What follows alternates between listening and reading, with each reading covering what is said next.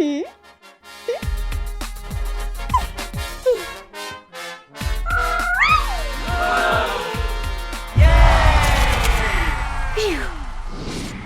guys! So in my last vlog I was like, someday I'm going to do a vlog about Manic Pixie Dream Girls, and you know what? I'm going to do it today. Manic Pixie Dream Girls have always been a concept that has frustrated me.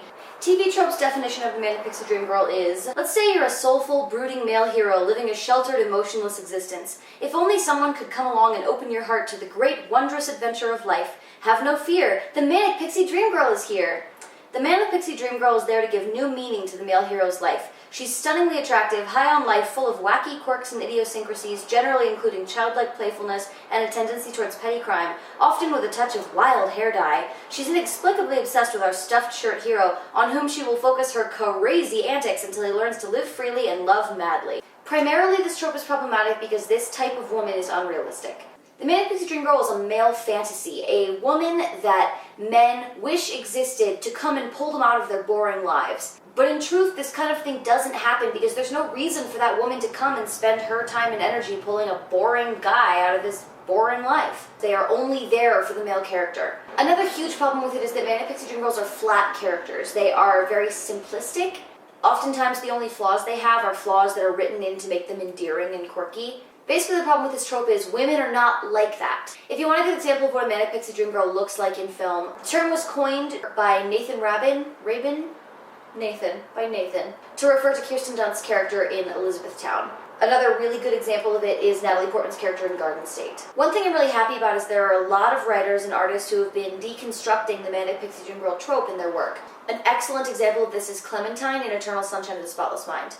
She even says to him that she's, quote, just a fucked up girl looking for her own peace of mind. Another great example is Zooey Deschanel's character Summer in 500 Days of Summer. It is so frustrating how many people missed the point of that movie. Joseph Gordon-Levitt himself had a really great quote about that movie where he said, "The 500 Days of Summer attitude of he wants you so bad seems attractive to some women and men, especially younger ones, but I would encourage anyone who has a crush on my character to watch it again and examine how selfish he is." A lot of people label Summer in that film as a Manic Pixie Dream Girl, and I think that is doing a huge disservice not only to Zooey Deschanel but to the film. If you came away from that movie hating Summer, you did it wrong! Watch it again! Last, I wanted to mention an independent film called Ruby Sparks that I was really excited about when I first saw previews for it. It's about a writer who essentially writes his dream woman and she comes to life off of the pages. The reason why I was so excited for this is it was clear from the trailer that he writes this Manic Pixie Dream Girl for himself, and then when she actually exists, he realizes that it's not that simple. The place where Ruby Sparks failed as a movie is the ending, because instead of him having to confront the consequences of his actions and his dealings with her, he's just given on a platter everything that he wanted, even though he didn't seem to learn any sort of lesson. What you should take away from this is, whether or not you like the Manic Pixie Dream Girl character, or whether or not you enjoy seeing that trope in film, we have to have more complex and realistic female characters in fiction. We have to. No one's saying that you can't write or portray a female character who has hair dye and is childishly playful and makes somebody's life a little bit more exciting. What's important is that you are aware of the trope, and you work to make sure that your characters remain realistic and complex.